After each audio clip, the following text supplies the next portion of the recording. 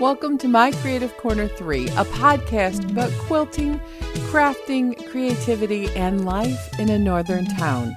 You'll find show notes at mycreativecorner3.wordpress.com.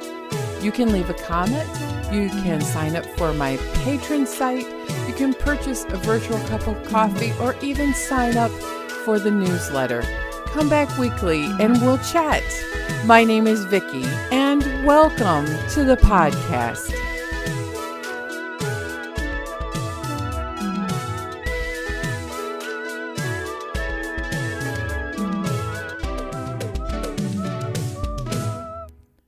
Good morning. It is May 6th.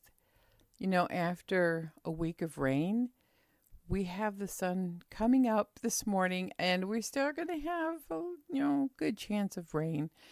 But, the May rains bring flowers, right? Because in April we didn't get a lot of rain or sunshine. But the good news is, fingers crossed, we may be above 40 degrees. Yes, it's been 40 to 45 degrees, and I'm still waiting for signs of growth in the garden. But last night I did go out, and I found that the grape hyacinths are blooming.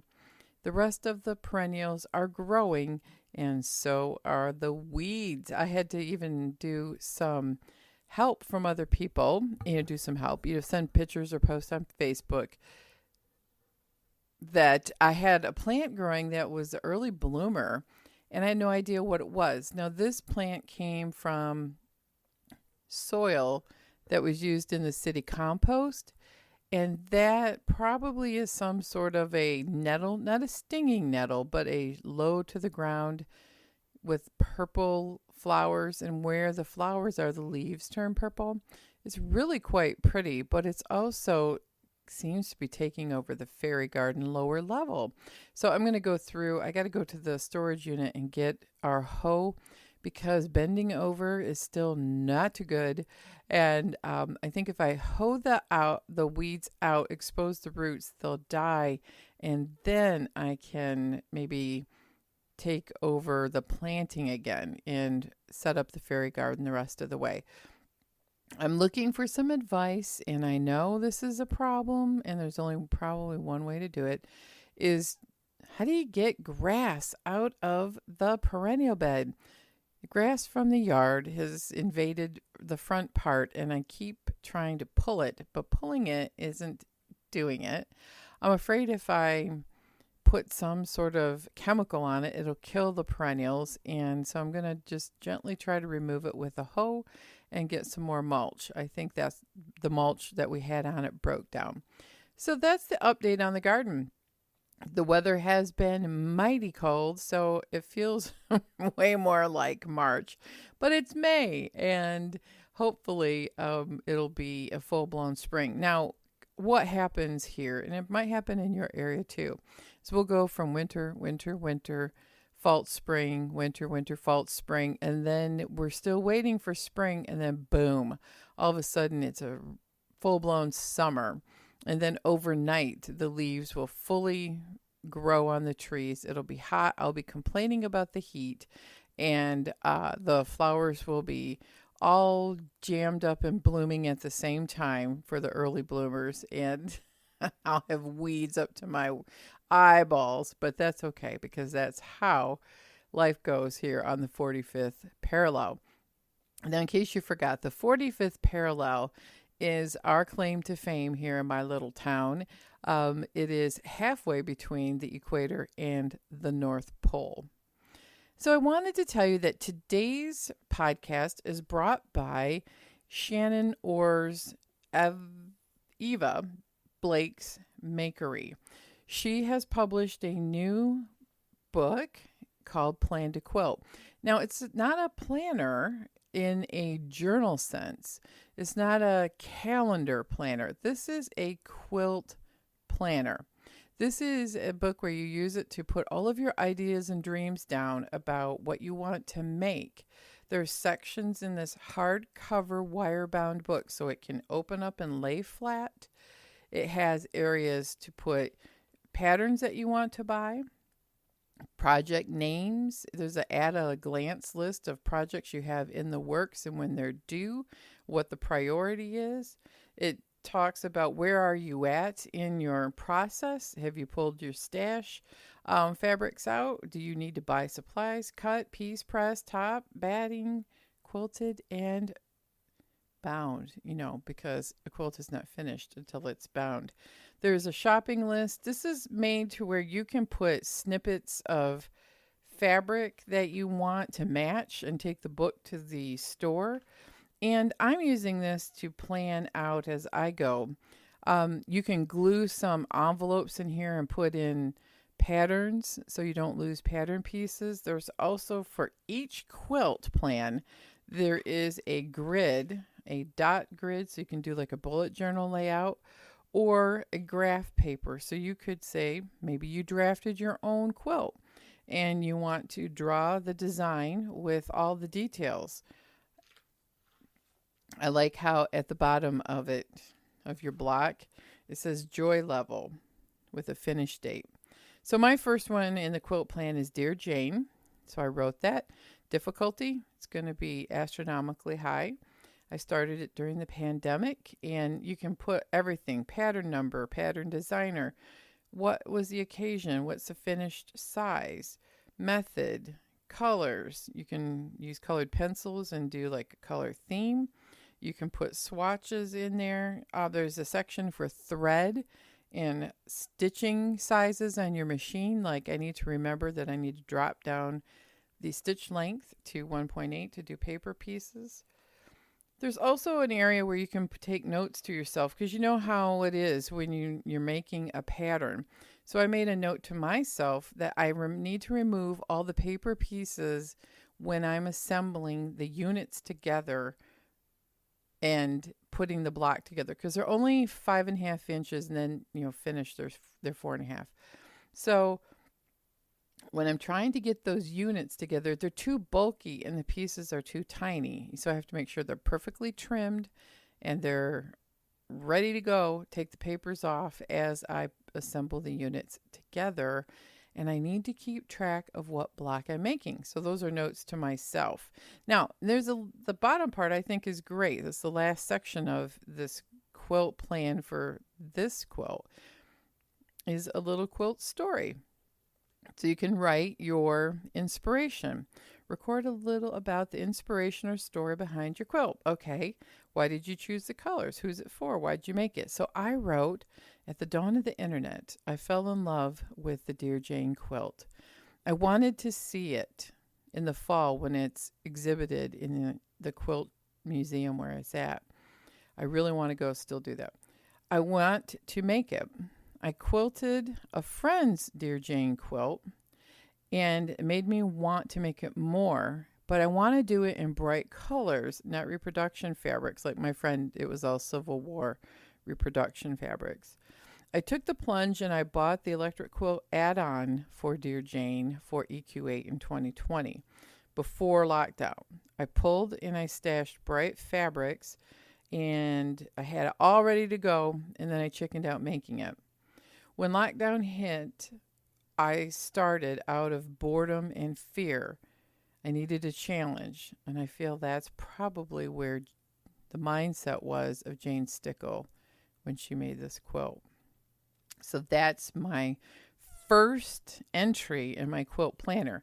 Now, this is probably got, I want to say spaces for at least 50 or more quilts, maybe way more than that. And that's the layout of the book. You really, really need to put things down, I'm finding, especially when you hit, a certain decade of your life and your memory's not as good as what it is. Because what I found with this Dear Jane is I had it scattered in a couple different places. I thought I had the patterns together. I thought I was up to date on where I was making it. In the series, what block. And I was a mess. This would help people who have several things going, like what quilter doesn't, And it can help you remember who is the pattern designer, where maybe you lose a piece and you need help, or you need to buy a section of, of a pattern or a template, and you just need to know details. You can even write notes to yourself so you don't make the same mistake over and over in the pattern. If you know yourself and you catch yourself making the same mistake over and over, or maybe you resized the pattern. Yeah, I've done that many times and you forgot. Yeah, so those are some great things. I love this Plan to Quilt planner. It's called Plan to Quilt, the Ultimate Calendar-Free Project-Based Organizer. And I just really, really like it. You could put, bag projects in here. You can do whatever you want in this. I really like it. And if you use an embroidery machine, there's plenty of places to take notes about your embroidery blocks too. It's perfect for today's quilter. So thank you, Shannon. You've developed a beautiful product, and thank you for sponsoring today's project. Don't forget to go check her out. It's Plan to Quilt by Shannon Orr, and her company's name is Eva Blake's Makery. Eva Blake's Makery. Go check it out. So next, I want to talk about some of the things that I have been working on. I've been working on more of breaking things down into my mind of micro steps. And I found that I needed to do things just one thing today. If one thing I can get done. And so that's like, if I just do one thing, I want to load this quilt today. And that's been very, very helpful for me, because I'm like, okay, that's all I have to get done. Just that one thing. Chore list is the same way. So I have like one thing I want to do in quilting, just one thing I need to get done in doing a chore every day, like the dishes and clearing the countertops off, laundry, just one load. Those kinds of things have been very, very helpful for me, because I don't know, it's been easy to get overwhelmed. There's lots of changes going on. I had to go to the office this week, and so that kind of stressed me out a little bit. So what did I get done in the quilting department? Well, I'm not breaking any records, and I'm okay with that. I'm trying to be very almost ritualistic and really working on the ritual of making things. I stopped procrastinating on loading a quilt, and I did load one. I loaded the little Shibori bonus block quilt that I had posted a couple months ago.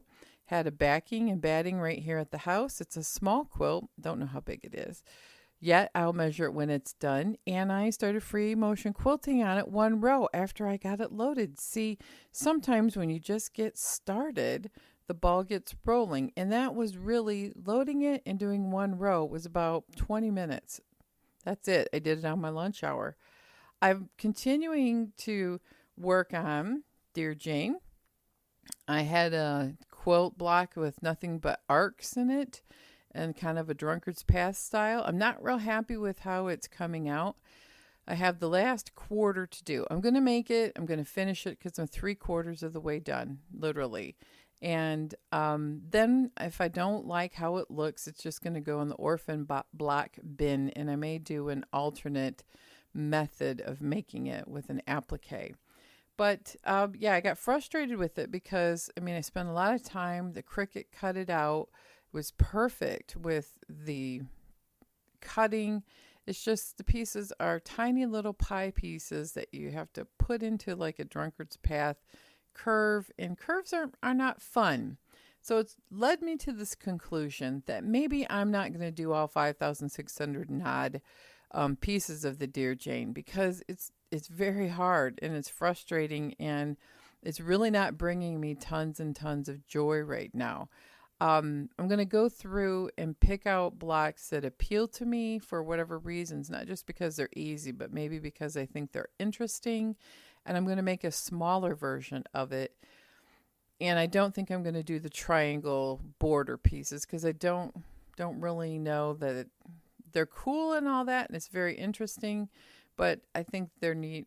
I don't know. They just don't appeal. So I'm going to make what's called a baby Jane, my little baby version of the quilt. It's no shame in not making the whole thing, and I'm just going to make a small version of it and then use up the fabric that I have picked out from this Barbara Brockman bright colored William Morris print, and that will be perfect. I won't have to fret about tons of fabric and all of that. So that's my plan this week, is that I'm just going to make a smaller version of my Dear Jane, and it's probably going to be a sign of things to come of making smaller quilts, because they're really lots of fun and easier to store. I have so many bed-sized quilts, and I think I'm going to make, like if I need another queen, I might make it when I need it, when I need one. And right now, I don't need one. I also worked on my quilts. It's a bee hexagon quilt. Boy, I'm really stumbling this morning. The bee hexagon quilt that I am hand stitching a bee-themed fabric that are hexagons into grandmother's flower garden flower, and then I'm appliquing it on a navy and gold Swiss dot. So the blue and gold really pop out, and I know they're my high school colors, but they're not quite the same. That's maize and blue, kind of like U of M. That was my high school color. But this is more just really a pretty gold and beautiful Moda bumblebee fabric with this way cool Swiss dot. Loving how it's turning out. I have probably 12 blocks made, and I'm going to keep going with the fabric that I have already made into hexes and see where we're at with it, because I'm not sure I need to make that quilt too much bigger. And each of those background blocks I think are about 8 inches. So it'll be a nice sized lap quilt or even wall hanging. I'm also working on my 100 hexes, 100 days, and I'm making way more than 100. Some weeks I'm making 1 hexie a day, and some weeks I'm just using up the fabric that I have. So this week's theme is hearts, and I spent a lot of time searching through my stash for fabric with hearts on it, and I found a couple small pieces. I haven't basted them on the hexagons yet, but they're not red flowery Valentine fabric. They are white on white. One has a pink, tiny piece of pink, and the other is a gray. So I think it'll make an interesting collection of heart-themed hexes.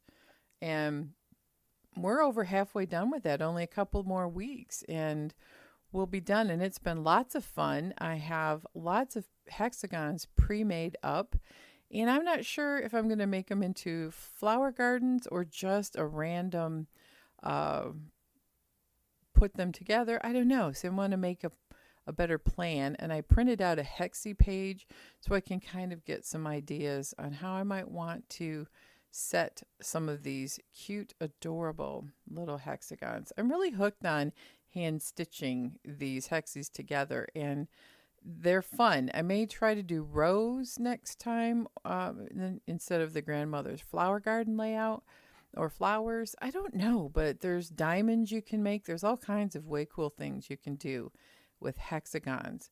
So that's pretty much what I've done for my stuff, and I only have one customer project right now, and I'm working on it for about the last 10 months, is a t-shirt quilt. And I have the top about 75 to 80% done. I am improv style putting these together like a jigsaw puzzle. And that takes a lot of time. And I have to definitely be in the right mindset to work with improv stuff. And I'm on a roll. So the top will be done still. And my hope is to get it to her before the anniversary date of when she dropped it off. I think it was in July of last year. So I'd like to have it done before the July comes around, or the end of summer. I would like to have it done by then for her. And then, I'm just working on things a little at a time. I'm finding that I was given a really wonderful gift for Mother's Day by my daughter, and it's called Silk and Sonder, which is a more therapeutic based journal style planner that has sections for day by day. And I was just really getting lost over this last year with all of those things on my mind and not being able to get things done, even though I was working on them in my normal one stitch, one block, one row at a time. You remember a few months ago, I, on my own, had started working on rituals. Well, that's part of Silk and Saunders' of therapeutic approach, is that we have to take things as rituals in life, like the ritual of writing in our planner every morning and planning out the day, which I was doing in my head. But there's something so therapeutic and so good about getting rid of the things that are in your brain when you put a pen, and for me, an ink pen to paper. And it really does work. It gets all of that business out of my head, and I'm actually being able to get things done a little more organized. And I'm using some of the ideas from the planner as things that I've always done, and then enhancing it with the use of this beautiful little booklet. You get 1 month at a time. And I'm finding I'm able to get more things done because I'm writing them down, because I have found in my 50s I'm way more forgetful. I knew I wanted to do something, but what was it? I knew I wanted to do something with this hexagon thing. Where did I put the stuff? Right. And so I have designated zones for where I want things for projects and active projects. And I'm putting that down on paper about what it is I want to do. And that's where it goes hand in hand with the quilt planner that Shannon Orr sent. I'm finding that there are things that is very, very helpful that is support with this particular planner. It's very expensive. It's $20 a month, just so you know, if you're going to buy it monthly. You get a break if you buy it in a year-long subscription. But it's really about working on rituals. And then they have a Facebook group where people give ideas about how they're setting their planners up, because there's big sections of it that are kind of like a bullet journal. And I wasn't really sure what to do with those. And I'm using some of those sections for note taking for this podcast, as well as a coloring page and a recipe, and lots of places to track your health habits, your short-term goals and long-term goals. So love it. It's very, very helpful, and it's helped me get through this anxiety of getting back to the office also, because I'm able to keep myself. This is for my personal life. My business life is on electronic calendar with appointments on my computer. But yeah, I can't say enough about this. I think it's very helpful. This month's theme is being creative. Of course, you know, that is right up my alley. So yeah, I just really like it. And it has really helped me distill down on ideas. What's another support that they just started this month is a morning 5-minute kind of motivational chat from the makers of Silk and Sonder. So I've been listening to them in the morning, and it really, really is a good way as a meditation to start the day. So it's like my meditation, affirmation, and planning session all at once. And I'm finding that, like, I made exercise a goal. And I thought, okay, let's be real. Let's do 5 minutes every day. And I've done 5 minutes every day so far. I mean, it's only May 6th, but that's better than I've done for the last 6 months. The other thing about it is, you know, just like you know with creating, once you get going, you probably will spend more than 5 minutes. And I'm finding that I'm spending maybe more like 7 or 8 minutes on the rowing machine, and then doing more activities throughout the day. I've also resurrected my Active 5, which is a little portable gym that's connected to your phone. It's like a little squeezy thing, and it's detects pressure of the exercises that you're doing. Like if you're standing, you put your foot on it, and it tells you how long to hold a pose, like yoga or chairs or squats. And it really is helpful, but it's only 5 minutes, and I need that. I only need to spend 5 minutes, and then it's done. And then I find, well, maybe I can spend 5 more minutes and get it done. Yeah, it's been great. So micro steps, again, breaking things down from even my projects that I'm working on to micro steps, but also my daily things. So the daily ritual thing has been very, very helpful. The other thing that I have been working on that is part of my day-to-day project is our Creative Souls, which is the non-quilting portion of the podcast, where my sister and I do creative things. We spent the winter doing loom knitting, and since the weather's warmer, we've both put that away and are working on gardening. She's got a hydroponic set up in her house because she lives down state a couple of hours. And to be honest, it's really a lot more growing season, but they still get a lot of cold weather. So she's got strawberries growing in her house, and she's got a really old rambling Victorian. So she has one porch area designated as like a greenhouse. She's got vegetables that have been growing since January, like lettuce and all kinds of salads. And her strawberry plant has a strawberry about the size of your thumb. I have grape hyacinths growing, and she's got strawberries. It's so wonderful. Now, she spends a lot of time on it and has a lot of effort in engineering this indoor garden space, which is really a greenhouse and hothouse. I can't compare to that because I have plants that have been sitting out and it frosts every night, and it's only been 45. But we give each other fantastic ideas about gardening and the fairy gardens and all of the crafts and creativity that we've been doing, and bounce ideas off of each other. It's great to have a creative friend, and I have quilting creative friends, and I have painting creative friends, and I have my sister who we create everything. So part of my getting back into being ritualistic about it is a daily doodle. And I can do that either in my art journal or in my Silken Sonder. And it's really, really I love using micron pens in a Zentangle style.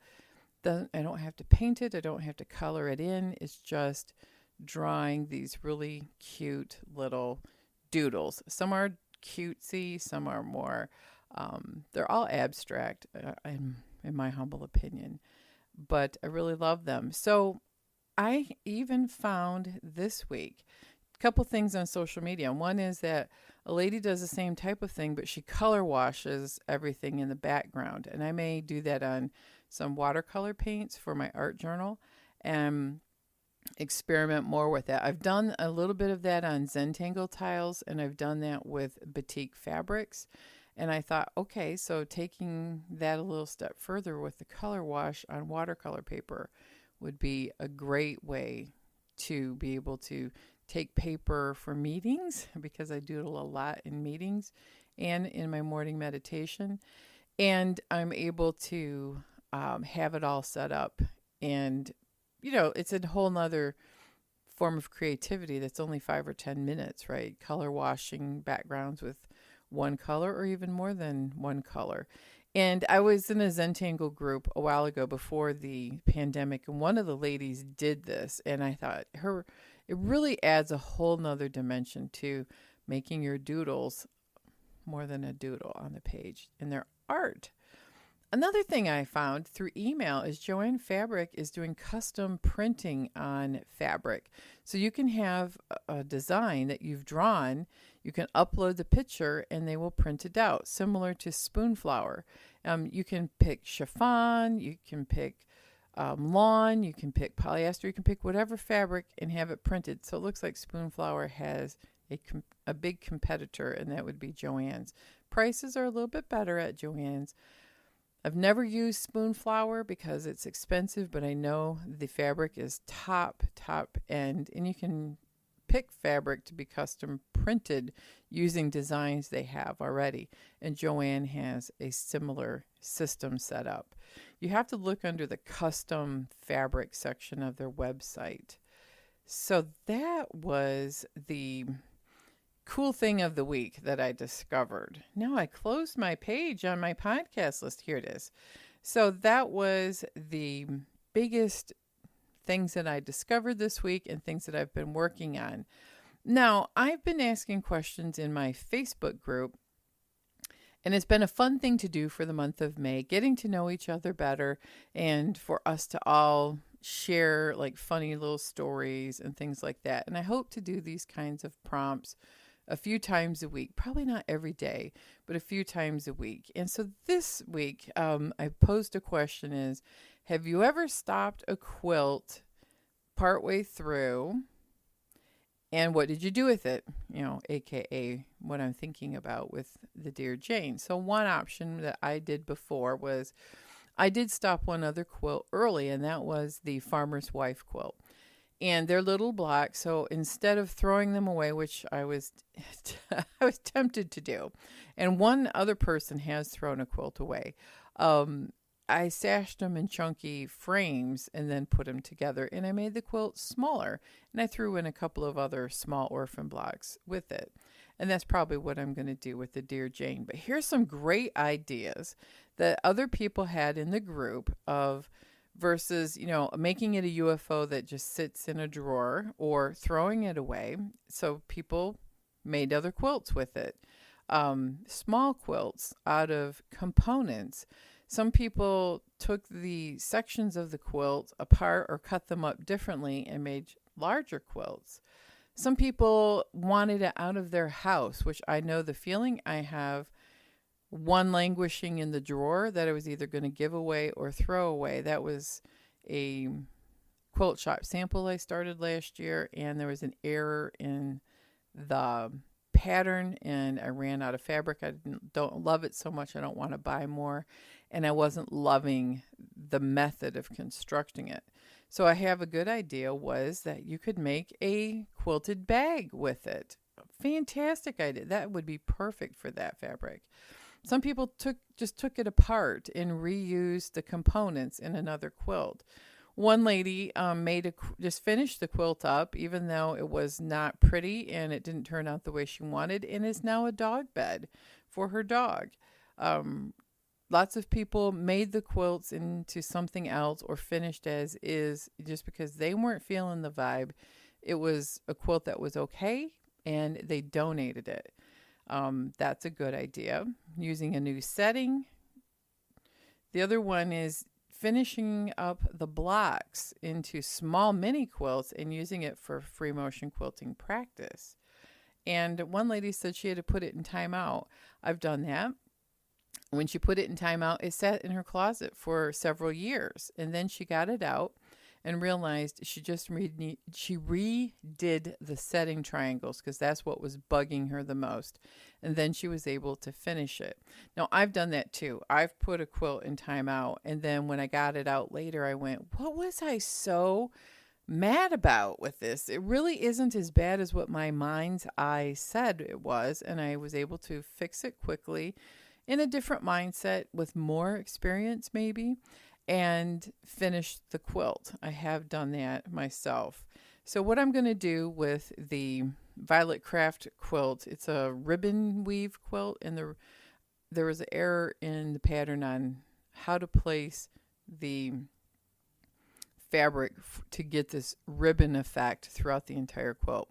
And then it would look dumb because the ribbons at the very last half of the quilt would be all out of order. So I think making a quilted bag is a great idea.